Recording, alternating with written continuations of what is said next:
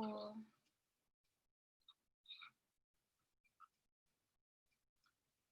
Hi everyone, my name is Autumn M, and this is my segment Meet the Community. And today we are going to have our special guest, Ugandan African group who are also educators. They are advocates, they're activists, and they're making sure they do their part in different things happening. You know, they're also providing us tools of education on what's going on out there as well. So I would love to introduce my guest, No White Saviors. I'm gonna meet them. Hi everyone, good morning.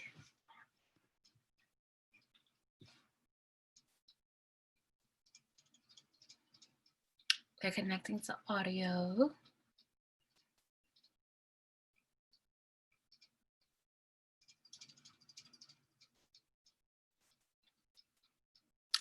Hi Wendy, can you hear me?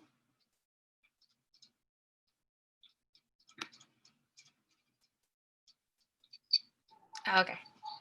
Hi, good morning. Well, it's good evening here. It's 5 p.m. Oh, good evening. Could you turn your camera? Oh, yeah. Problem is I am trying to charge my phone. I don't know if that... Oh, Yeah. Does that work? yeah, that works perfect. Okay. And then Kelsey is connecting to audio. Will Olivia be joining us too? Yes, Olivia will be joining us too. So I don't... Do you want video or audio or whatever works for us? Oh, just you can leave your video on and the audio too, so that way you can hear me and I can hear you.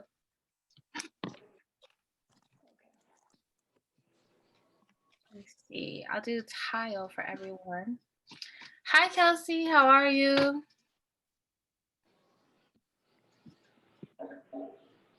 And Olivia is coming on as well. Good afternoon. Good morning, everyone. I didn't have my coffee yet, so how are we doing? Everywhere everyone is. Everyone's in different places, right? Yes, I am home at the moment in Kampala, and Olivia too, because we work from Monday to Thursday office, and then the rest of the days we work from home. Yeah. I know here it's still like a very work from home environment, but people are starting to go back to the office. So, you know, New York City, like we had the highest numbers and thankfully it's going down. So thankfully like somewhat of everything's starting to feel a little bit okay to just see your family and friends, but still like practice social distancing. Hi Olivia, how are you? If you ladies want to unmute, that would be amazing. Okay.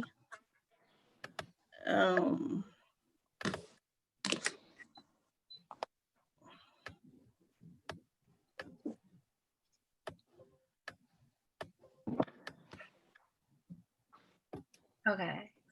I want to know, how's everyone feeling? If you had to have one adjective to describe your morning, whether it's crazy, whether it's good, or your evening, what adjective would you use right now?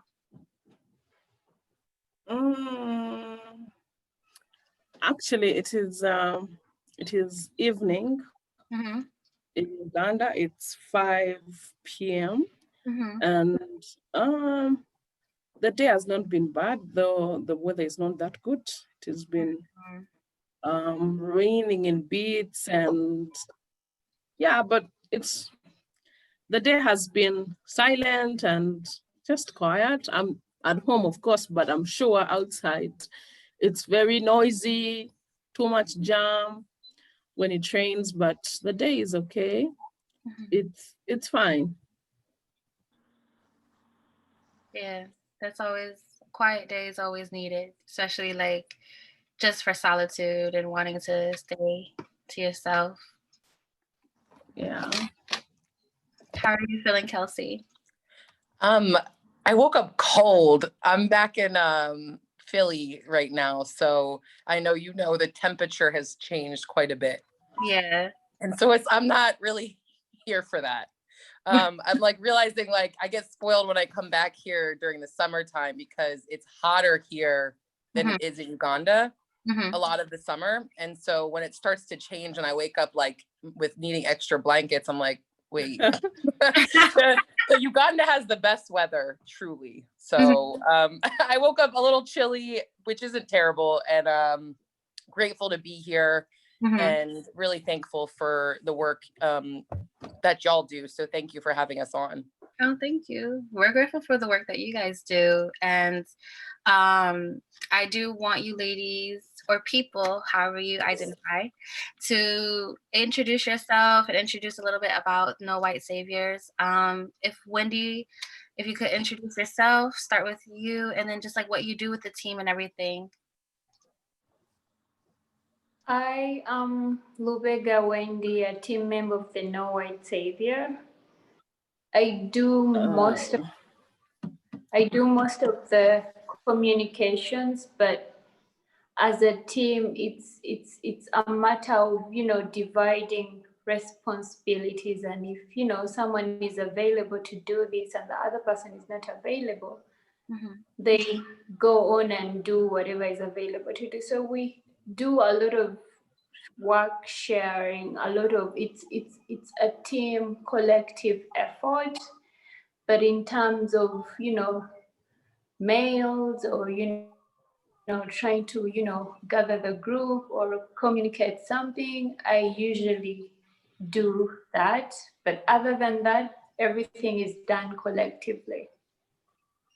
Nice. Yeah, so it's like a real full team effort. Everyone takes part of everything. Yes. And Olivia, would you like to go next?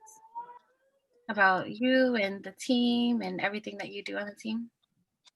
Oh yeah, I mean, just as Wendy has said that we do everything as a team, and in most cases, I keep on telling people that it's teamwork. So I don't have a specific position. I feel like I want to always be a team member because that's how work can go on, because there's no delegation that's really too much. Everyone is sharing what to do, and at the end of the day, we have a common goal. So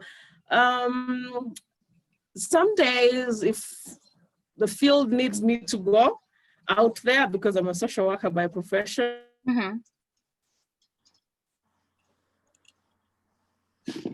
Oh, did she froze?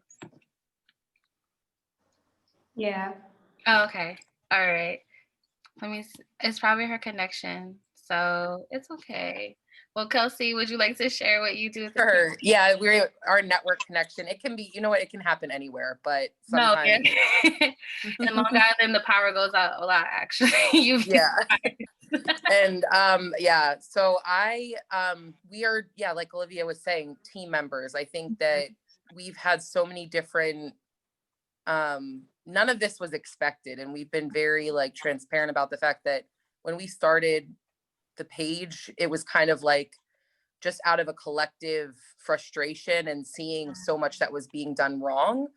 And so we just thought, starting something that would be sort of a forum for people to understand these problems more clearly and to have a space to talk about what they were seeing and experiencing. So I think that as it's grown, we've kind of taken on different roles, but also worked collaboratively and noticed what our different strengths are, what we're good at. We all bring different things to the table. And so trying to, narrow in on that, and then also bring in other people when necessary. So like if there's a specific area that, maybe we need website design or building, we need legal help, we need different, we recently in this last year brought an accountant on our team full time. So there's different skill sets that maybe the three of us don't have that we've needed to bring in. So yeah. That's awesome. Yeah. And it gives people a chance to get, more into everything that you guys are doing. So you're being more like introducing yourselves to the community. You're also like aiding people with different opportunities. And it's just basically a whole networking cycle. That's awesome. Yeah, it's necessary to get the job done, right? If we think we can tackle everything, we're not going to go very far. We're not going to reach many, reach many people with the conversation that needs to be had and the work that needs to be done. That's a great point, because a lot of times, we see a lot of these organizations and they feel a little gatekeepery. And so, they want to kind of do the whole, I guess, keeping it within their team so that way they're not outsourcing, or they're not, kind of giving the credit to other people. But in the work that you do, it's necessary to remind people that it takes a community because without your community, you guys would not be doing the work that you're doing. Mm-hmm. So true. That's so well stated, Autumn. Oh, thank you. Yeah, I do love and enjoy what you guys do. Olivia's coming back. Yay. But I do want to get into the question portion. Yeah, let's do it. I didn't have my coffee yet. I feel so like monotone without it. I have my little slap your local racist mug with no coffee in it. I know you better drink your coffee out of those mugs. You better not be you have to be on brand. Where we have elections and we need it more than ever. Welcome back, Olivia. I think you're muted. Hold on, I'm gonna ask you to unmute. Sorry, my network. I think so many people are using in my area, so. Oh yeah, that's true. I was just telling everyone that it happens all the time, no matter where you are. It does. So the question I want to get started with is, how did No White Sabers get started? I know there's a little bit of history, but did you guys all know each other at first? We were friends and started a group, or, how did this organization come about? Well, me and Kelsey knew each other before No White Savior started. So Kelsey and I met in Jinja some years ago. And how did we meet? I had gone to the clinic to take my son, and then I see this white girl carrying a baby, and I'm like, oh, okay. I sit on the bench, and then later I walk there, I'm like, what's wrong with this kid? And she's like, oh, we have come to run some tests. And I'm like, okay, what do you do? That's how the conversation starts. And she says, we have this organization working to keep children in families. And then I was like, okay, I would love to get to know more about this organization. And then she gave me the directions, and we talked a little. It was not really lengthy. And I decided to go and pay a visit. And when I got there, they actually told me, oh, we are actually hiring a social worker. And I'm like, okay. At that time, I was taking care of my son because he was little. And then I said, okay, I can give it a shot. And I mean, the work is good, and it is something I want to be part of. So I joined the organization. I think after a meeting, a month later, I joined the organization. I started working as a social worker. And in this organization, Kelsey was my boss. And I was a social worker, case manager. And during my time, there were so many things that I noticed personally. The organization was doing amazing work, keeping children in families and killing the adoption habits in Jinja. And but during the work, there are things that actually didn't go that well. And I decided to resign. And one of the reasons why was that there was a white person, there was a white girl who was treating Ugandans poorly, and who thought we didn't deserve what we needed to be paid, who thought we had to work like to earn that, like you have to work for that. That's it. And also commanding around, like she had no idea whatsoever with social work or anything, but she would actually want to do our work by directing us what we should do and how we should, deciding basically on our work.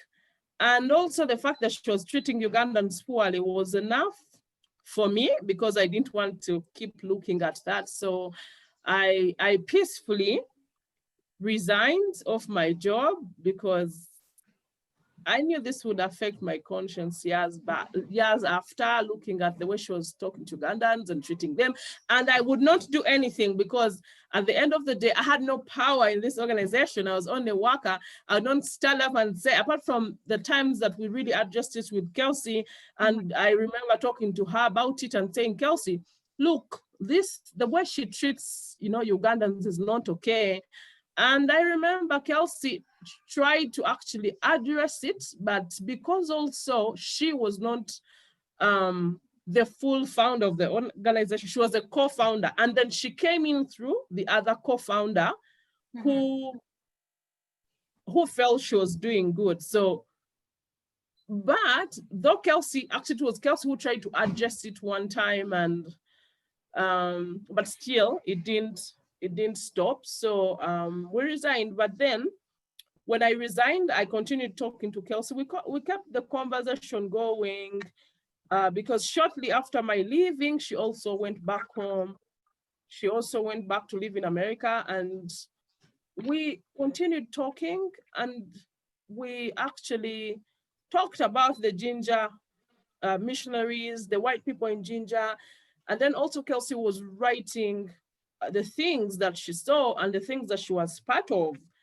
And that was something that, sparked me off. I'm like, okay, so actually Kelsey is seeing that indeed there was a problem then, and calling out people on social media and writing and saying, oh, hey, white people, we need to change the way we look at, these things. We need to understand that there's a problem that we are part of. So our conversations continued on social media, Facebook. We're sharing stories, we're sharing problematic photos on, Facebook. And then we sit and discuss. We actually were on the phone all the time with me, Kelsey, and Sharon. And we started this hashtag, No White Saviors, like No White Saviors. And this is how we come with this account that is now. So we did actually sit and plan it. It was a bath of conversations and lived experiences of, what we had seen in Ginger, working around the NGO sector, the interactions that I had with other Ugandans working in these organizations. Everyone had their own to say. Everyone had their own experience with their bosses, terrible, all sorts of things. So that is where No White Savior comes from. And then that is what you guys see now. We didn't sit behind tables to plan and say, okay, let us start this organization. No, it is a result of conversation around, the white savior experience. Awesome. Yeah. Yes. Wow.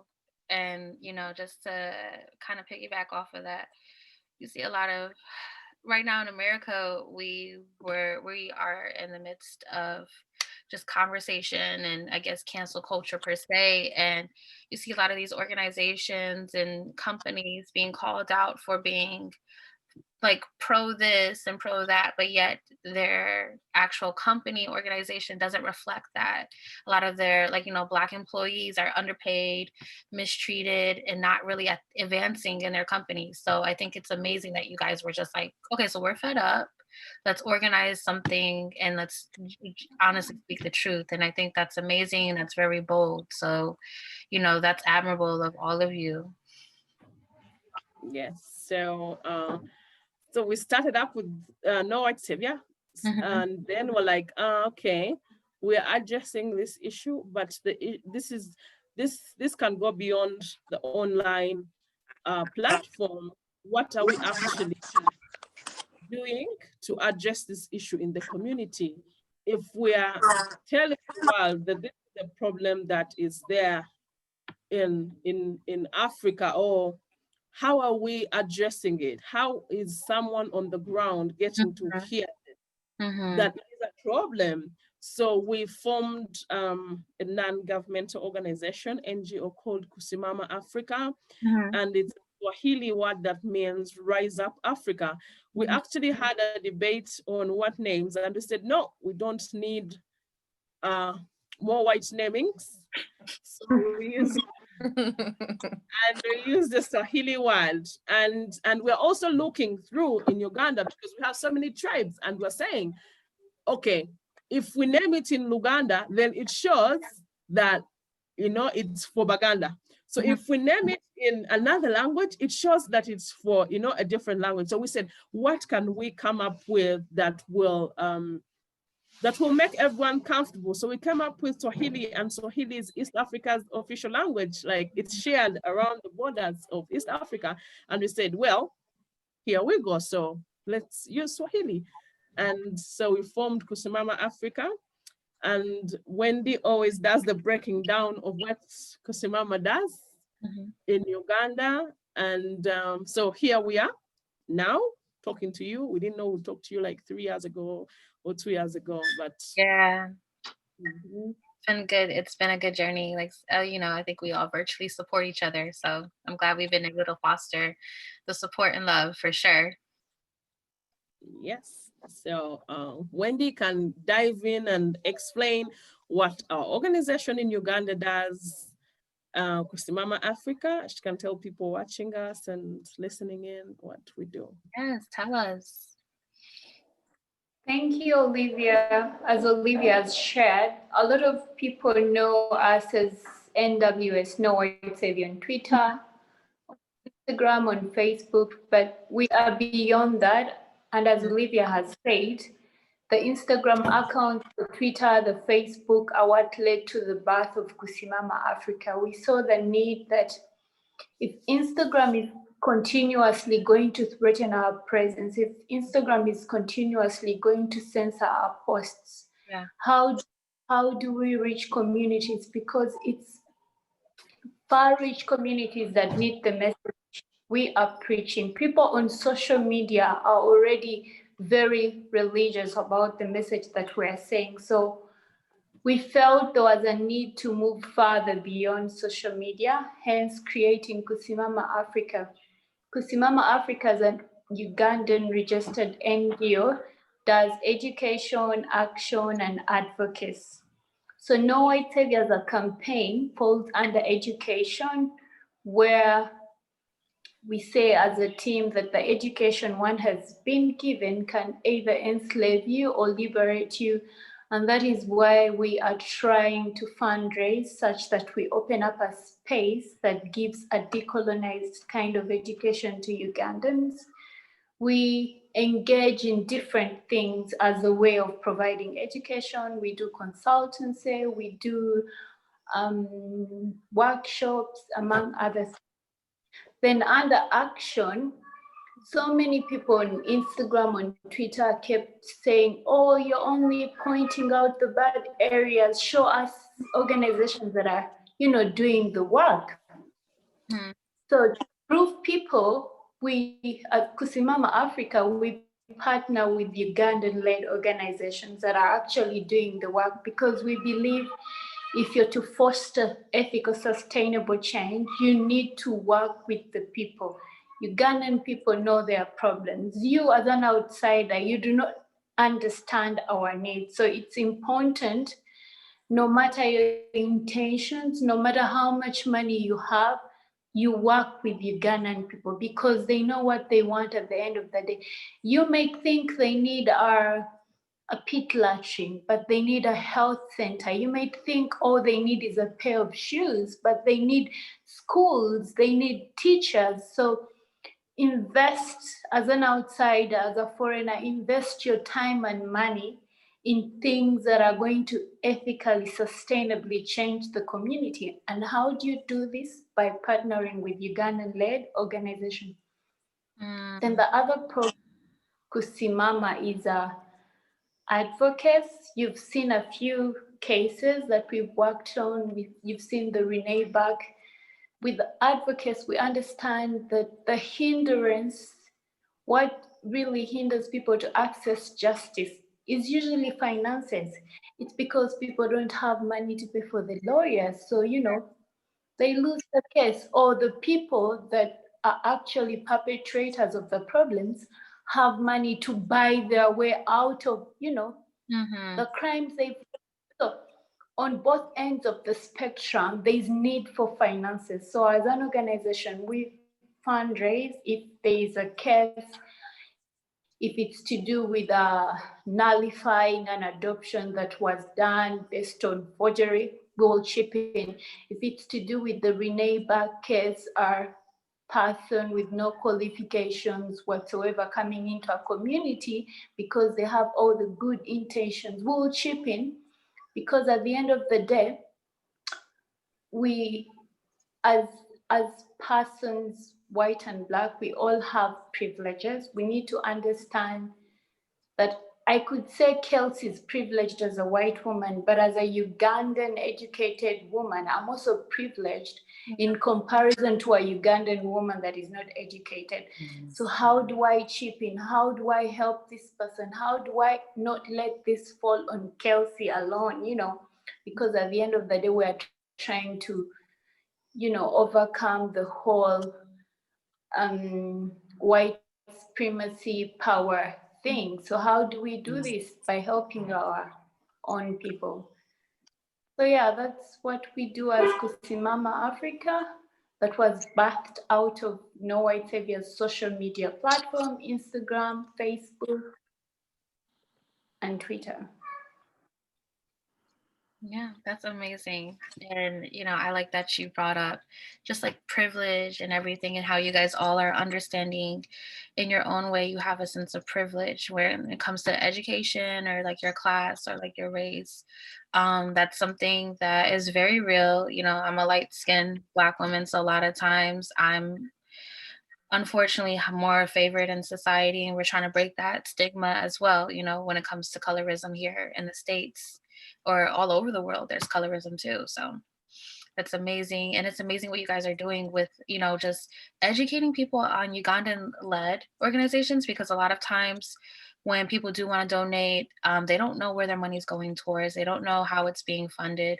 You know, you're seeing people who are going off on these mission trips and, you know, they're doing these things and everything, but it's like, okay, so what are you doing after? Do you leave? Are you just there for an Instagram pic? You know, so that's amazing that you guys are doing that. And it's kind of like holding people accountable in a sense too. So I like that. Congratulations on opening that division of your team. Thank you. You're welcome. I know I have more. There was one question for Kelsey. You know, can you break down the difference between, you know, like bullying and holding others accountable? Because, you know, I feel like in a time where allyship is important as well as like advocacy, it's just a lot of, you know, people tend to, you know, not really speak up as much and everything. And so being a part of this team where it's called No White Saviors, how do you make sure to kind of like use your voice as well, to not be a part of like this idea that you are like, I have this group, so therefore I don't fall into this category? That's such a good question. I don't think I've ever been asked it that.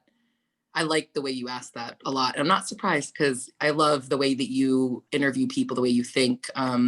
We respect so much of the work y'all do with America Hates Us, like we said. But yeah, it's a really important thing to talk about. I think that there's two parts of what I hear you asking is, one, how do we hold people accountable, and what is the difference between bullying and accountability? But then also, how do I fall into this with my own role as a white person? We say I'm a white savior in recovery.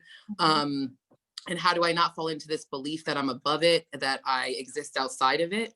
And this is something that is a daily accountability measure. This is accountability with Olivia and Wendy, with other mentors of mine who are Black and who have taught me a tremendous amount. Everything I know about the work that I do I've not been educated by Robin DiAngelo or Jane Elliott or any white person. Everything I know is from Black people in my life, Black educators, mentors, friends who have taken the time, who have loved me enough to correct me, to educate me and let me know when my behavior was not healthy, was not was like committing microaggressions. And so that I don't take lightly, because I don't know because I don't live it, but I know only from what Black folks have shared with me, the harm in having, and the exhaustion in having to educate us over and over and over again. So I feel there is a responsibility, once we know better, to hold ourselves and our own accountable. So whether I was part of this team or not, this would be a significant and central part of what I do and what I care about. The part of the team is, like we talked about how it formed, it was kind of, we had no idea it would become what it has. And so being very mindful of like that responsibility and now acknowledging that I haven't done anything to earn this place or to deserve to be here, and knowing that Black voices need to always be heard above mine. I'm not the one that needs to be, my experiences don't need to be shared. My opinions don't need to be shared. My thoughts on what Ugandan communities need don't need to be shared. There's, on a regular basis, when I even still think, oh, I'm a social worker, maybe I know what is needed in a vulnerable community in Uganda. And Wendy and Olivia will be very quick to be like, nope, that's not what is needed.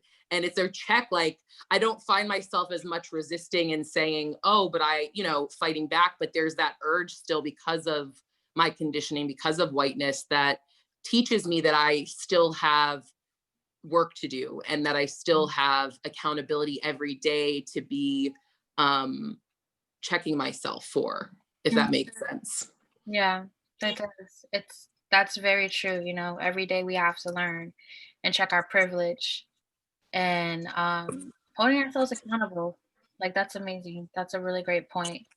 It's a dangerous thing to think we're above it. It's a dangerous thing to think that we ever exist outside of the problem. And I find that even though in theory, we'll say that we know we're part of the problem, but you see us as white people who are engaging in anti-racist spaces, a lot of times acting as if we've never, that we've always known what we know now, and that somehow we don't still fall into it. And that's so untrue. Yeah. Yeah. It's like anytime something happens in this country, everyone needs a new history lesson, and you're just like, so first off, I'm not going to educate you. There are books years in advance. What more do you need? You need pictures, you need this. And one thing that I'm very passionate about speaking about is stop exploiting Black trauma. We don't need to see videos of us being murdered or anything like that, or any of these like horrific things, because that is a horror to us. Some people it's Frankenstein, some people it's, Freddy versus Jason. For me, a horror thing, a little Black boy or girl or woman or trans person being murdered, and nothing being done about it. And because that's real. It's not imaginary. it's not a figure, anyways, we digressing. But I do want to talk about, how you guys do tackle different things within your organization, such as like healthcare, sex trafficking, and human trafficking. And, that's very big conversations that we're having that still feel taboo to have, but it's important because it's happening, especially to young women all over. What dangers do you think people brush past when tackling this subject, that you guys try to really touch upon to make sure everyone's very aware of how real this is and how to educate people to be avoiding it, and also if you see someone in danger, how you can help them out?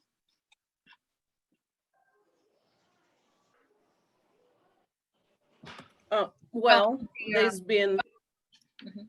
that has been a big issue all over the world, trafficking. And even in our country, I have someone very close to me in my family who was also trafficked and taken to the Middle East in the name of getting a good job. And she ended up coming back sickly, unhappy, sad, with a lot of trauma, with a lot of stress. and it's something that we are working upon. So this is a reality in every community. This is something that is happening around the world. And how are we addressing it? In Uganda, we have we have different personalities who have been actively involved in getting these girls back home, because our girls are mainly trafficked to the Middle East. And there's been so many organizations trying to bring this, but as these organizations are trying to get these girls home, there's still people that are benefiting off these girls leaving the country. And these are normally powerful people, and they're giving a very hard time to this organization to repatriate the girls back home or to stop. Because I remember some time back, there was a very heated conversation on Ugandan social media to let the government first put a standstill on international labor export. And this, there was actually too much pressure, but to our surprise, it went dying away. And we're saying, why is this not being addressed? But the issue is people are benefiting out of our girls, our children going to suffer, and then bringing back dead bodies home. So I think in every system, there are always those people who will benefit out of such a situation. But at the same time, as women, as a community, what are we doing? Are we speaking and telling people the truth that this is what is happening there? Because right now, I am speaking from a point of having someone so dear to me that has been there and has gone through this hell. But people who have relatives who have gone through this, how open are we sharing it with other people who have not fallen victims of this, traffickers? Are we talking about, are we just being selfish and saying, let their children also go and see what it means to be out there? So it is also our responsibility as a community to continue telling people the reality that this is a problem. Girls are taken, they are deceived, they go through a lot of things. So many Ugandan girls, very many Ugandan girls have died in there, but even their bodies getting back them home has been a tug of war, has been so hard. So I remember No White Savior some time back also wrote a post about the trafficking in the Middle East, about with our education challenge. We wrote about this, telling people, but there's been so many people doing the same thing. Lovette Jallow, Action Humanity, has also been doing great work, seeing that the Gambian girls that are in the Middle East get back home safely. So there's been so many people, but how are we helping them? By also being part of this movement of, advocating for the rights of these girls and talking and educating our people that for us, we have Africa, or African people are known for being so hospitable to everyone who comes, but it's not with the rest of the world. When you see it, some people see a Black person, you're not human. You don't deserve to sit next to them. You don't deserve to eat the same food. So this is the internalized oppression that we're always talking about. And for us, we have glorified them. We think they are good, like they're special. Working for an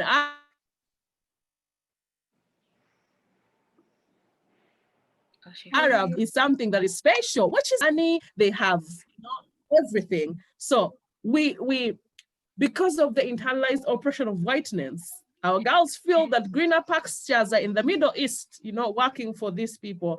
So it is a continuous struggle, and talking to our community, reaching out and spreading the gospel about trafficking and, of girls all over the world. I think this is something that we need a stronger movement, especially on the continent. Yeah. That will address this in a more, if we had another organization like No White Saviors that was spitting fire on such things, I'm sure we'll also see the change. But this doesn't stop us also from continuing to support those doing this work in the different capacities. It's sad, and I'm very passionate about protecting young women, women myself, because there was a summer here in New York where 56 young women of color were missing in the Bronx, and nobody really, investigated more into it. We look at, these theories happening. This is just a theory, but the young girl, Kanika Jenkins, who was found dead in the freezer in Yeah. Chicago, that was like a viral story. You think of organ harvesting that's been going on. There's a lot of things. And then Wayfair, that controversy that happened. And then, of course, the Jeffrey Epstein, case, and where he had a whole island of young kidnapped, trafficked women, basically. So it's sad. And I feel like it's continually brushed past because I don't know if people are afraid to understand that this is a reality, that it could happen to your children, and you need to be very prepared, and you also need to be an advocate, and you also, need to be out here fighting. So with your team, how can someone get involved, to make sure that we are just continually like pressing the issue of sex trafficking and like, the kidnappings of these young girls? I think the biggest tool we can use is partnership. Mhm. If we partner with people that are doing this work and helping them in the different ways, because in most cases, people who want to really follow up cases, investigate cases, the biggest challenge here are the funds, the resources to do this, to track our girls down to where they've gone, if they've got them, how do they come home? How do we bring them home? Where do they go when they're back home? Are they going back to the community direct, or are they going somewhere to get counseled, to be given the comfort that they need, to rearrange the way they're feeling, they're thinking? Are we looking at supporting these things? Do we have them in place actually?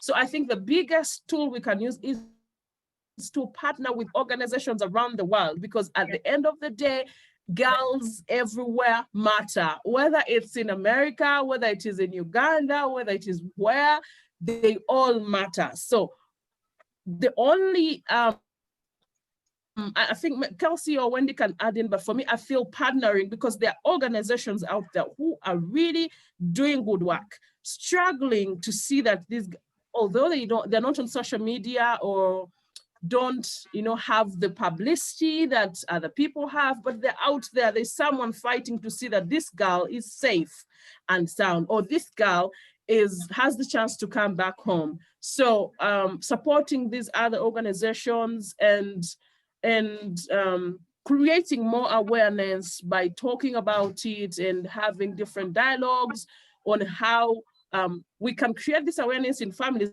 because just as you said, Autumn, there are families that actually are not bothered.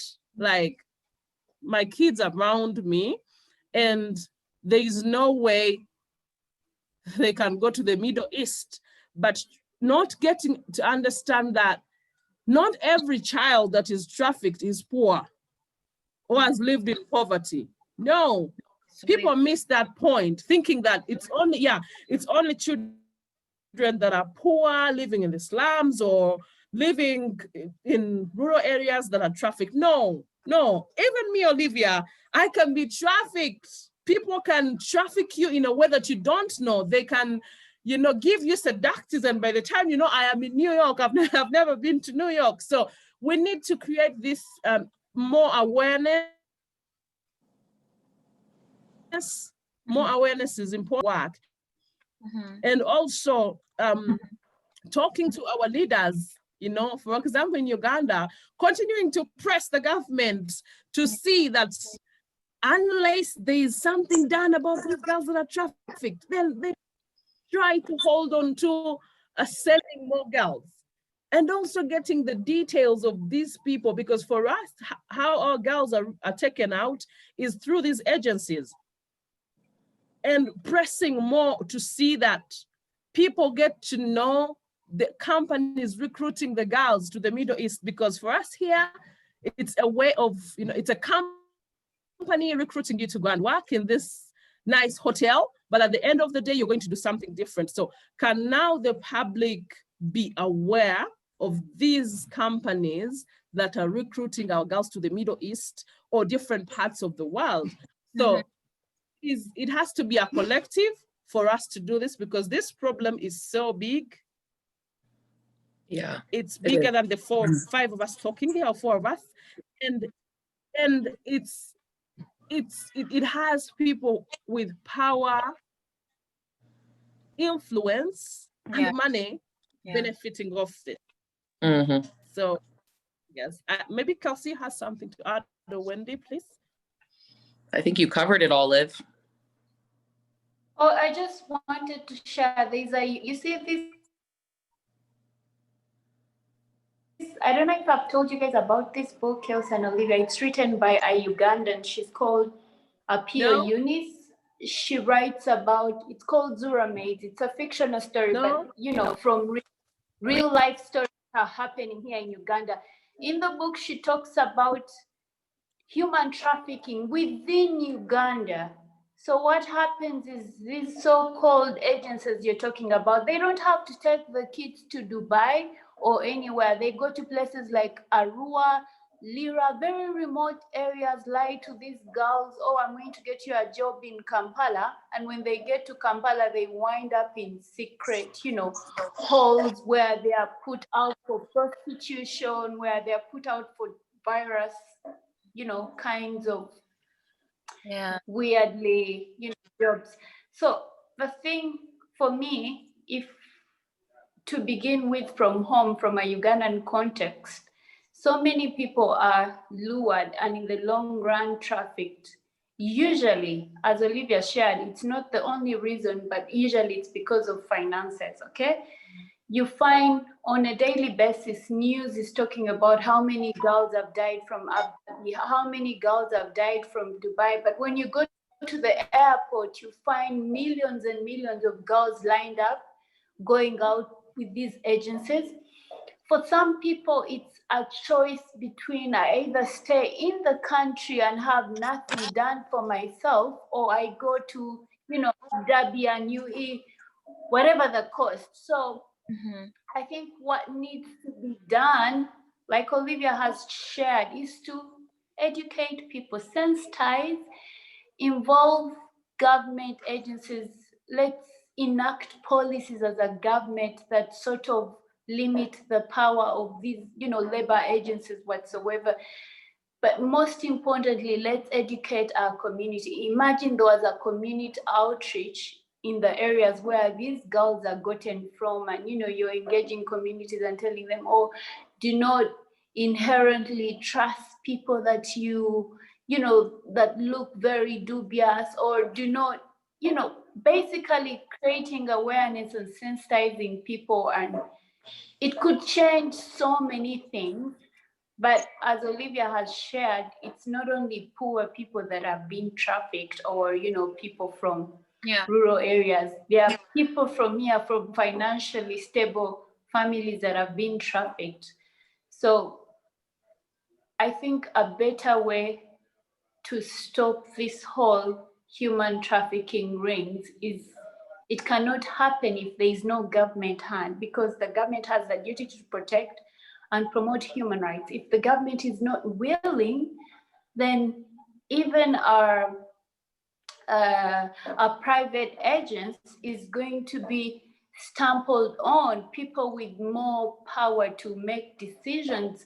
Perhaps let's assume the people benefiting from these agencies are within the government. They will do everything within their power, within their means, to see that the private agencies that are handling such cases fail. So I think a better way is to work with the government, private agencies working alongside the government, sort of initiating the government into these talks. We all know our members of parliament are not that educated when it comes to so many issues. So how do you think they are going to have a conversation about human trafficking when all they think about is how much they are earning? So just to end the conversation, education really does a lot, and not just any education, a decolonized kind of education. An education that fosters growth, that lets people critically analyze situations is all we need if we are to put an end to human trafficking. And also, human trafficking is not just as Olivia has highlighted. We all know that if an adoption was based on fraudulent papers, it could fall into the category of human trafficking. Because if you lie, if you bring up different papers and try to sneak a child out of the country, that's human trafficking. But guess what? There's all these government agencies involved. So how are you as a private entity going to overpower these government corrupt judges, corrupt probation lawyers, and all these other people? It's going to take more than private entities. It's going to take private entities pushing government to enact policies that protect their people. And I think Yeah. Olivia, or Wendy and Olivia just shared so much important information. The only thing I would add is, and I think that honestly, this applies to so many other areas that we work on, and that people are, when you're advocating for change and fighting for change and combating systems of oppression that people are profiting off of, there Yeah. needs to also, I think an important component is journalism. I think journalism and working alongside of journalists, sometimes we take on the role as sort of sort of like activists slash journalists sometimes when we break a story, but we need journalists who are working with us to expose really important information and get information out there, because we've seen that that will put pressure. Once it's out, there's some information that's very dangerous for people to expose, but there are people that have different levels of privilege. We've seen people we know use different levels of access and privilege to expose certain things going on around the world and really put pressure on local governments and international governments to take action. Because if there's enough pressure, they can't sweep it under the rug or pretend it doesn't exist. Right. So you have to sometimes get really creative with, I mean, not just sometimes, most of the time, we're needing to get very creative with the way that we approach different issues and see that there's real accountability, because we can expose it all we want, but where does the real accountability come in? And I think we're obviously seeing that with the Breonna Taylor case. We see it with the Renee Bach case. But yeah. Yeah. That's that word of the year, accountability. Just accountability, and how are we actually being active with it? Just hearing about this and then hearing, just the dangers of adopting. And it is true. It's something that people don't even take into consideration. I think that's why Ethiopia, that's one of the reasons why I know Ethiopia basically banned international adoption. And Uganda needs to as well.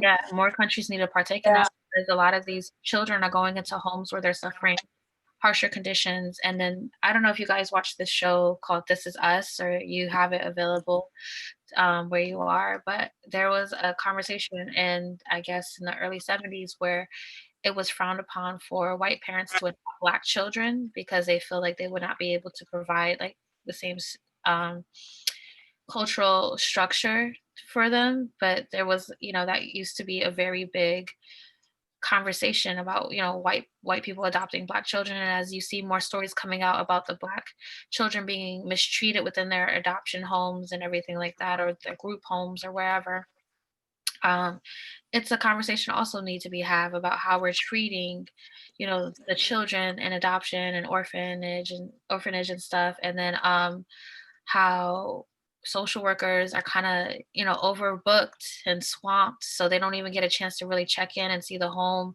and see what's going on and everything like that. So there's a lot of, just like negligence going on, And even then there's a lot of like the Olivia and I are both social workers, but in the US, I know Autumn, you know this, that the disparities within the child welfare system and the social welfare system, I mean, Black and brown families have their kids disproportionately removed from their care. And I've even worked on cases where both parents are, it's the similar circumstances, but the mother, the non-white person, and I've worked with families who are Arab, families who are Black, families who are Latinx, and all of them have had a lot of, like most of the time had very different outcomes and things are made very hard for them. Whereas white families are often given way more grace, way more understanding, way more chances to do it right, even when their kids are being harmed.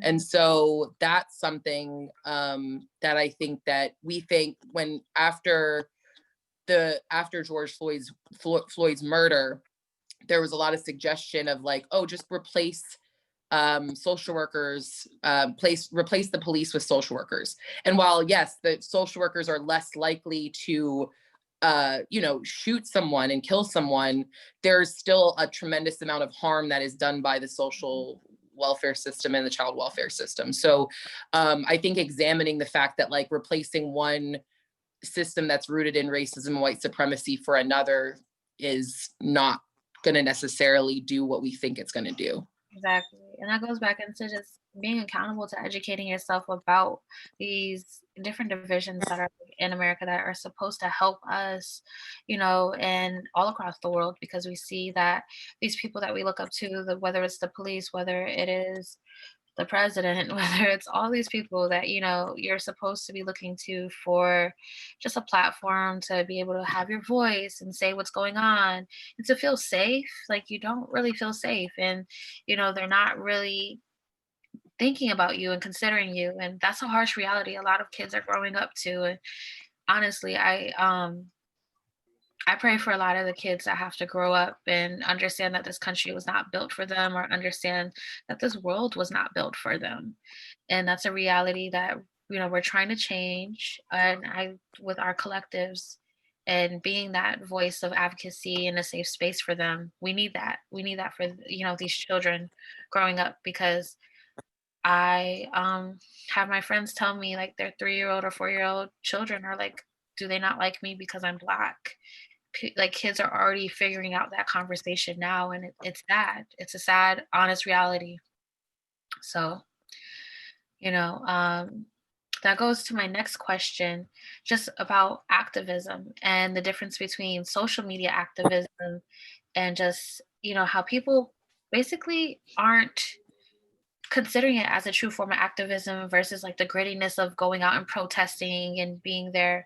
So people only see I guess not glamour, but they only see the pictures, they see the memes, they see the quotes, or whatever form of content you're using to post to activism. But how do you feel about that? Because you do the work and you also know it takes probably a mental toll on you as well. So what are some, how would you like to dissect that social media activism isn't a true form of activism? I think that I feel like this is really a great question, like going off of what we were just talking about, because what Olivia, Wendy, Autumn, and myself are talking about is really highlighting how many different avenues this work requires, that there's not one response for it. It cannot be just protesting. It cannot be just social media.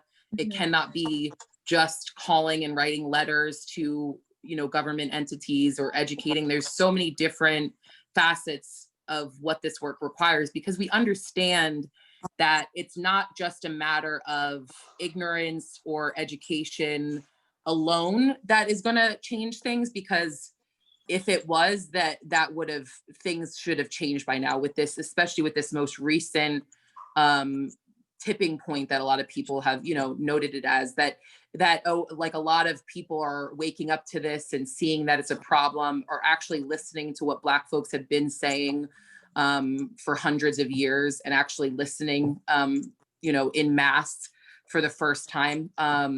But it's an issue of power. And so when we're talking about confronting power where people are profiting off of the oppression of Black people, it needs to be so many different aspects, so many different avenues. So using social media, I think that it has enabled a level of people to be connected, to provide education, to network, and to do so many things that were a lot harder before. But it also, on the flip side, has the ability of creating kind of a false sense of progress or a false sense of achievement. And that's not to say like it has its place, it is valuable. Obviously, we utilize it, you guys utilize it, but social media alone cannot be all that we do. And I think it's just finding our place and finding where we fit into that piece. And I'd love to hear Olivia and Wendy's feedback also on that. But yeah, I just think that going off of what we were just talking about, it's just so many different pieces of the puzzle of what's required to fight such a vicious system. Wendy, I would love to hear your thoughts as you know, to this question, to adding on to Kelsey. Is she there? Rose? Wendy? Is she frozen? Oh, okay. Okay, so I can add in as Wendy connects. Can you guys hear me? Yes. Okay, so Autumn asked a very, very good question. And I'll just add on to what Kelsey just said. You know, anyone can be a social media activist. Mm-hmm. Mm-hmm. Anyone can be. And I think the world saw this emerge during the death of George Floyd. We had so many social media activists. There were many. People were tweeting, people were writing, people were had things to post every day. Mm-hmm. So everyone can be a social media activist. But if we get into true activism, it's not about social media, it's about action. Yes, yes. Action. Like when we had the protest in Kampala, I remember telling people that before even the police arrested us, I said, white people, you should be the bridge when, you know, the police comes, should be our guards in the front. And exactly. And that was because I knew if the police came, they would fear white people. Exactly. That's, you know, that's a great point. Martin Luther King, when he did the walk, Alabama with Selma, the second time, there was more white people there. Therefore, the police backed off. So that history has shown us that that's actually been proven true, you know? Yeah, so with activism, you have to be involved in the action. It's not about being this side and sending photos and doing what. Are you there? Are you involved? Are you with people in this struggle? Mm-hmm. Or it's you here saying, okay, I helped them release the Black prisoners in America, and you're sitting here on your laptop and you're posting photos. It's about action. I mean, are you helping the community achieve its goals? Are we in this journey of justice together? Are you, because social media, some people use social media as a show, likes. You know, if I send something about a Black woman that is in jail and she's about to be released, and you know, it's praised some people, but can we move beyond the social media? You're looking at only this one Black woman, but how many Black women are languishing in prisons in America with no crime? Get on the ground. It's about action. It's about you being there and showing up. Yeah, I think that's what I would add, but the rest, Kelsey actually brought it well. Yeah. I think social media separates what we call an ally from an accomplice. Mm-hmm. When it comes to social justice activism. We know, as Kelsey mentioned, that social media can be used as a tool in one way or another, but alone it cannot foster change. For instance, as an organization, you know how we've used social media to grow our organization. We've used social media to fundraise for certain causes, to raise awareness. But that alone is not enough. Social media can only work alongside, as Olivia shared, when you're doing action on the ground. So it's not a matter of, you know, however people refer to it, cancel culture or calling out people. As an organization, there are things we are on the ground. We are partnering with Ugandan-led projects. So that is where the real work is. So as I had highlighted, social media separates an accomplice from an ally. Worst case scenario, an ally will be on social media posting black boxes. An ally will be on social media saying buy from black companies. They're only saying buy from black owned companies. They're not even themselves buying from the companies. So while an accomplice, as Olivia shared, would be out there at the front line, okay? I remember, as Olivia had shared, when we were doing the Black Lives Matter down here, and the police showed up and they're like, okay, who is in charge of, this whole thing? And, Kelsey was right up saying, yeah, me, I am in charge, because she knew, we all know the police wasn't going to manhandle Kelsey or any other white person in the room. So that is what activism is about. It's beyond black boxes. It's beyond phrases of, buy from black owned business. It's about actually buying from them. It's beyond adopting black children. It's about changing policies that are actually allowing you in the first place to adopt these black children away from the families they've known, away from the cultures they've known. So just to conclude, social media could be a good tool. Right. But as an activist, you have to know where social media can work and to what point, and from there we now go to the real work. You could get money by fundraising to foster different projects in communities, but that's just about it with social media. You're going to have to move away from digital, because there are so many Ugandans that cannot access Facebook, that cannot access Instagram, because there's actually already hindrances. There's a social media tax. So if you're going to talk about promoting and protecting human rights on Instagram, on Facebook, on Twitter, while the people that are suffering are in Arua where there is no internet, then clearly you're not advocating for anyone's rights. You're not raising awareness about any issue. So you are going to have to use social media alongside real tangible work, alongside being an accomplice, alongside, fostering policies, alongside pushing, coercing government, lobbying different organizations. But all in all, I would say, using Kusimama Africa as an example, there's so much you can use social media for, other than, just taking selfies. There's so much in that, but you need to know where it stops and where the real work starts from. Yeah. I love all of this. These are all very great tools and just like ways to dissect like social media activism. I love the ally versus accomplice, the action initiatives, things that people really don't see behind the scenes. They think it's just a post and boop, you're done.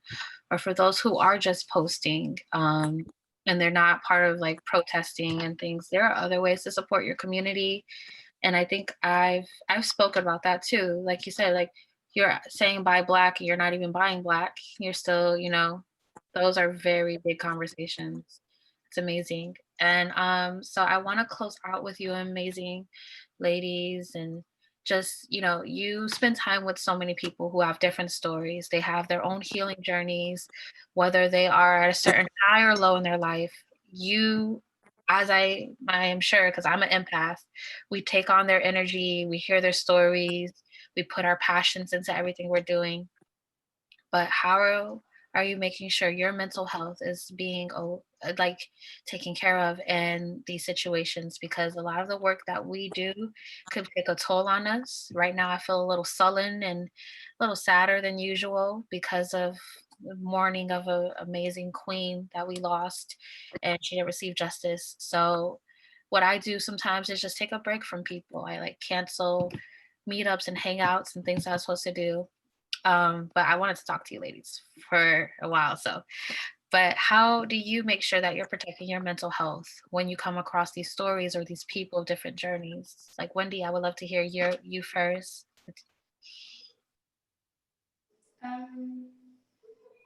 Well, thank you, Autumn.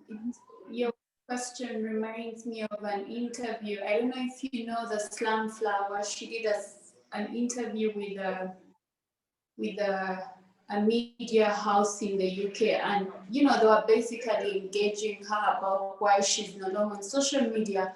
And then she was pointing out how she felt burnt out, how she felt all this pressure, and how she needed to move away, from all that was actually happening at the moment. I think for me is, for instance, if you go on my Instagram, it's just a space where I share things that I like.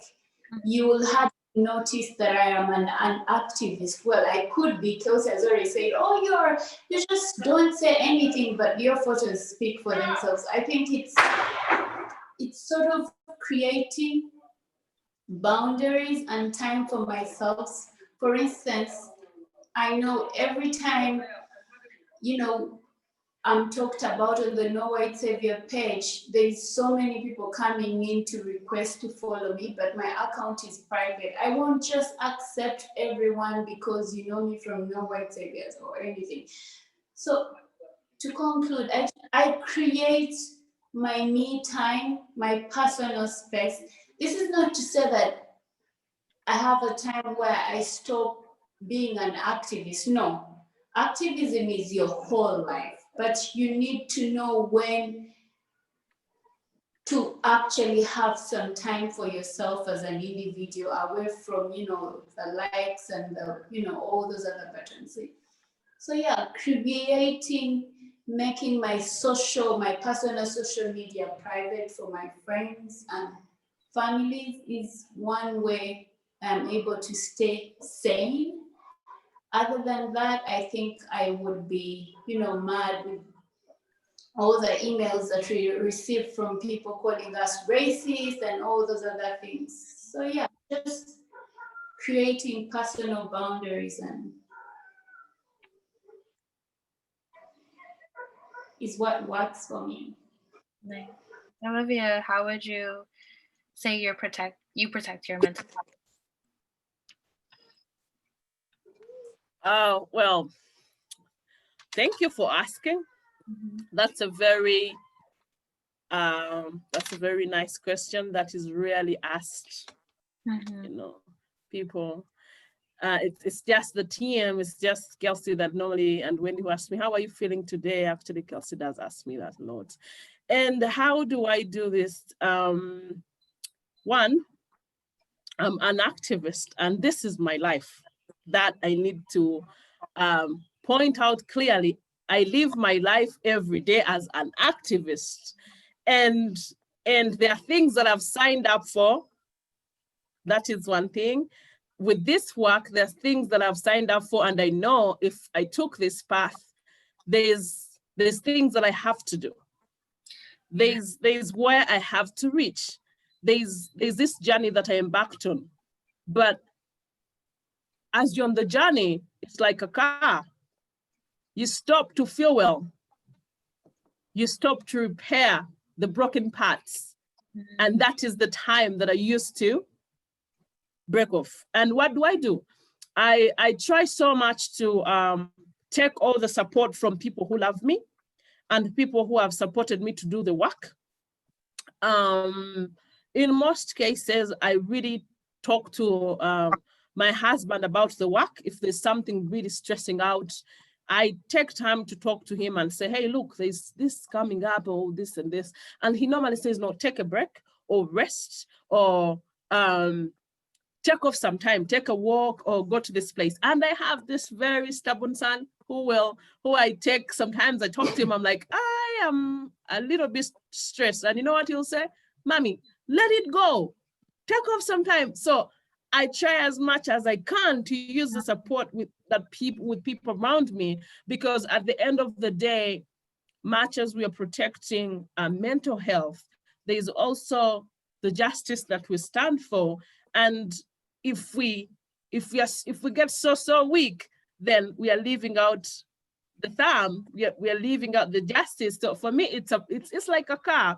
Of course, you break down some time, but how long does it take you to come back? When you break down, you're needed, your power. Olivia, you're needed, your voice is needed somewhere to adjust something. So it is also a constant reminder. And also with the experience now of working in the community, I have been a social worker for a long time. So it is not if someone's told me, Olivia, you're racist, it's not something new. I'm not a racist. So there's still this vigor and power that I keep within me that keeps me going. But at the end of the day, just as Wendy said, everyone breaks down, but how long does it take you to come up when you're doing this work is what is important. So yeah, I take time off, I smile, I watch a show, I ask Kelsey which movie is trending, and she says this, I watch it. So yeah, that's it. Yeah, I've been watching Girlfriends on Netflix. I'm like, this is my escape because I can't deal with anybody right now. So I'm like, okay, yeah. So that's what I do. And also encouraging other people helps me mentally, like telling people, don't lose it. Let's go. Let's move forward. You know, I always feel that there's someone who needs just a simple word from me and say, Olivia, just telling them everything will be all right. That helps my mental health. Yeah. Strong and yeah. Amazing. Thank you. Kelsey, how do you protect your mental health? Yeah, I appreciate how, thank you. I appreciate this question, but I also appreciate how different we all are.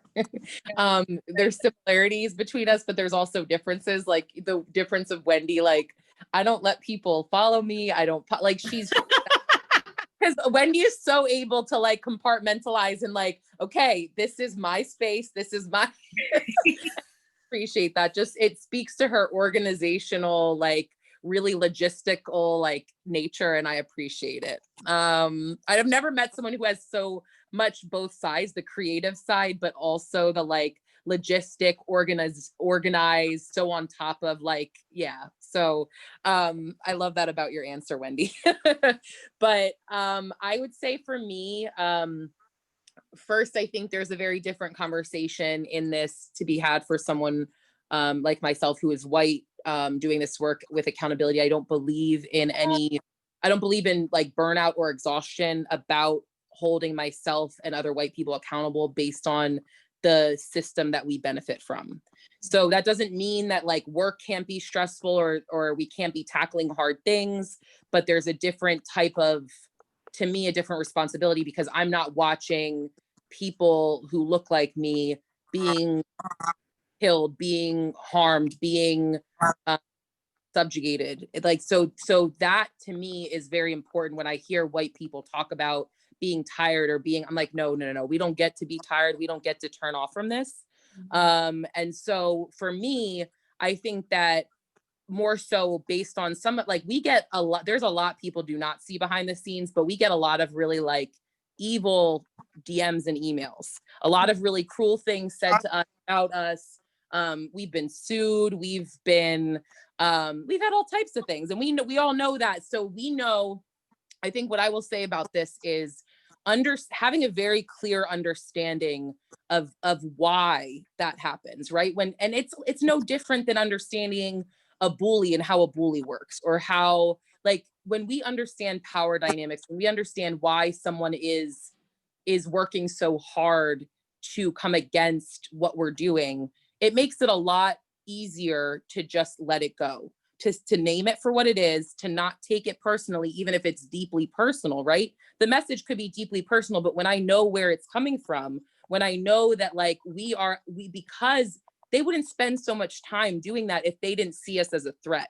If they didn't see us as a threat to what they're doing and like the system of oppression they're upholding, they wouldn't spend so much time trying to tear us down. So once you name it and see it for what it is, you can release it. And it doesn't mean it doesn't frustrate you, but it doesn't hold the same level of power, and it doesn't hold the same level of weight you can put it in its place. And so that, I think, and then the second thing I would say is having really strong mentors and people who can speak truth and accountability into your life. So support, accountability, truth, because you don't want just someone that says everything you do is good. I need people, we all need people who can say, you know what, you could have done that better, or you could have, like, none of us have perfected what we're doing in life, but certainly in this work. And so if we don't think we have, like, we're signing up for we've just started to work with a guy that's going to help us fine tune our public speaking, because we want to get better at communicating collectively, like as a group, as individuals. So it's noticing, I just think that having people who build you up, hold you accountable, and also, being able to put things in their place. That's what I would say. I love that. I think that's amazing. I think all of your answers are so amazing. With Wendy, she's like, nah, this is my personal space. You can't come in. Olivia's like, look, I gotta stop the car for a second. Let me repair it. Let me watch a movie. You know, Kelsey, like, okay, having people around you that hold you accountable. Like, I like this. These are very great conversations. You ladies are amazing. Thank you so much. I want to give you like a round of applause for you. It's just me. I think there's a soundboard with the applause. Where can we find more of you, and just what is next for No White Saviors? Wendy, Ooh. that. I think what's next for us as an organization, like we've highlighted so many times, Instagram has censored our posts, we've been shadow banned, is finding ways to move what we talk about on Instagram to a larger space. Basically, what's the next chapter for No White Savior is focusing on our education. I highlighted that we are trying to fundraise money to open up a library and cafe here in Kampala, a space where people that love to read, not just any kind of, reading, a decolonized kind of reading, where people that love to critically assess and analyze situation can all meet up. And with that, we are thinking of trying to create a literacy program alongside this, because we understand if the library and cafe is in the capital city of the country, people that need this may be as far as Arua. So as an organization, how do we bring in communities to use these materials that we've, gotten from different people that love the work that we do? We are planning on doing community outreaches, creating book clubs in schools, not just any kind of book clubs that instill Pan-African values into, kids. We want children to start from a very young age to question white supremacy. We want this whole system of internalized oppression to die out. We want kids, Black children, to know that they can. We want communities to question when they see people like Renee Bach. And how do we do this? Through education. So our next chapter, writing a book, opening up the library and cafe, initiating a literacy program, and maybe working with the government to create a short course at higher institutions of learning about anti-racism, anti-Blackness. So we just want to smash white supremacy in all its corners, and we are going to use education as an organization. I like that. Yes. Okay, snaps. Anything else to add on, amazing people? Do we just find you on Instagram? I won't direct nobody to your personal, don't worry. But so we're going to have this live and I'm going to edit it. If you guys want to drop any book recommendations or podcast or anything like that, let me know. We do have a podcast, so we can send you some links for recommended readings or podcasts or anything like that. That'd be awesome. Thank you guys so much. Thank you, Autumn. We have so much love for we need to note how amazing and supported we feel from America Hates Us. I know we've mentioned it, but like y'all are so consistent and have shown so much love to us for such a long time. And I mean, it's to have people who have like, that's a form of self-care too, of like, or just community care when we are lifting each other up, encouraging each other, you know, having each other's backs, that means a lot because it feels, when you feel like you have a group of people who just understand why you're doing what you're doing and what you're doing, it's powerful. It is. And honestly, you know, since moving to New York, I am very happy I get to actively be passionate about what I'm doing. And what I'm doing is dismantling this crazy ass country. Yes. Yeah. And meeting amazing people such as yourselves and sharing that passion of educating and advocacy and just uplifting. So thank you all so much. Yes. Okay. Thank you, Autumn. You guys enjoy Thank your evening in Uganda and East Africa. I'm gonna get some coffee. But Yes. Me too, because we're on the same time zone. We both need coffee. I know. Have an amazing day, everyone. Yeah. Bye. Bye.